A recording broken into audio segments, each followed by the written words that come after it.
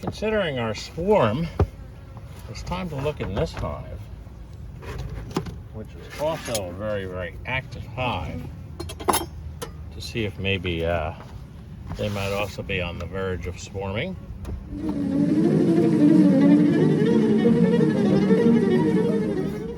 Now we have a queen excluder on this one, so I'm just going to pull the upper box, that over. Company transfers, that's of royal descent. Now these guys I like. The hive number 9, that's our aggressive hive. While I'm working on this hive, I've got bees from that hive coming over and banging me. Swarms are a natural part of beekeeping, but still, with a little bit of maintenance and a little bit of work, you can try to cut down the number of them. After all, each time they break up, you get less of a hive. We have brood up here. They're cranking. Brood, no cells. Good.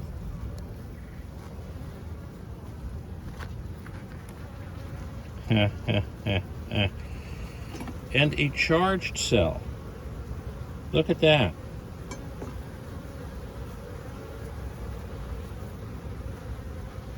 I'm going to put this over here for now.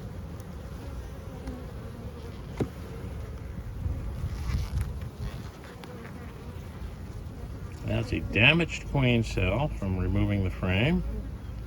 It was quickly becoming obvious that these little girls had swarming on their mind. More queen cells. These guys are ready to swarm. We're probably going to have to do a split. These are just empty cells. These 3 frames have charged cells on them.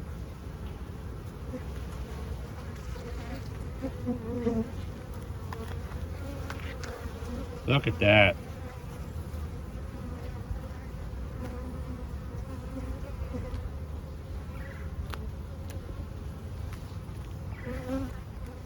We are going to have to do a split. This hive was quite overpopulated. Now, as a beekeeper, you kind of want a populated hive because of the fact that that's the one that will produce a lot of honey. Unfortunately, that's not the bees' goals. Their goal is to reproduce the hive and swarm and go hang in a tree somewhere and then find a location to build a new home. So when you have an overpacked colony like this and there are swarm cells all over the place, you can kind of do the artificial swarm that we've talked about before, which is a split. You take the frames that have the queen cells on them and you put them in one hive, and you take the queen, hopefully, and half the resources of the hive, and you leave that in the original hive. As with anything in beekeeping, there is some risk. You're hoping that they produce a queen, and that queen gets mated and starts laying eggs in that hive.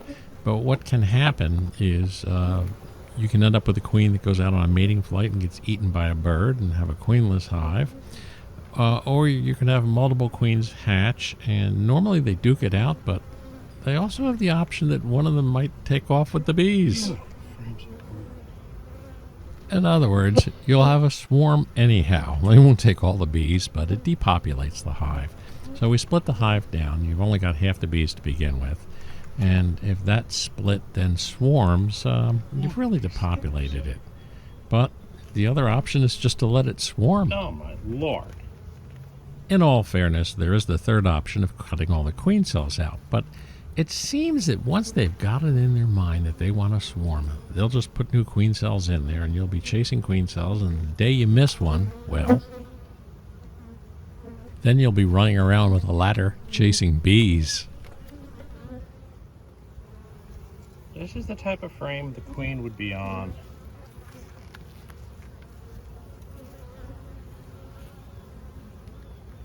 I'm going to keep this frame here.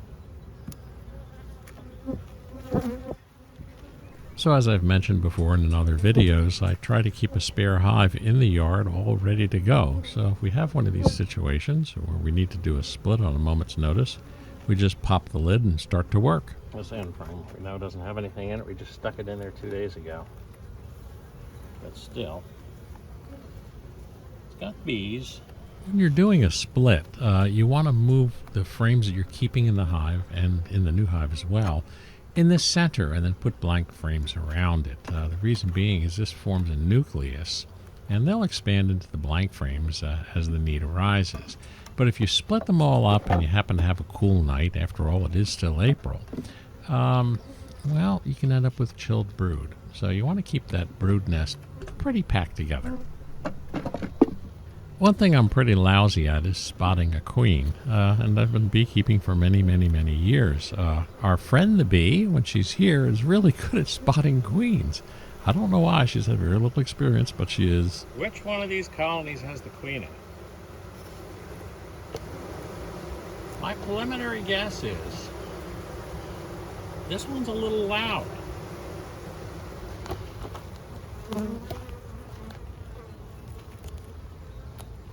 This one, which is the one we just formed, is not. They're perfectly quiet. So my bet is the queen is in here. If that's the case, we want to move a frame with queen cells back to the other hive. So we just split this guy. Here's our new colony. We'll come back tomorrow and see which one of these guys is loud. Maybe move some brood back and forth. But they were packed. They were definitely thinking of swarming. Hopefully, we averted that. That hive is now quieted down, so I might have moved the queen over. But these guys are pretty quiet too. I may fill these guys out with this super full of frames right here. Why not? I often leave enough room for a feeder jug to go in, and that becomes handy. However, both of these hives had pretty good resources in the deep chamber, and honey up in the upper chamber as well, so I wasn't too worried about them being short on their resources.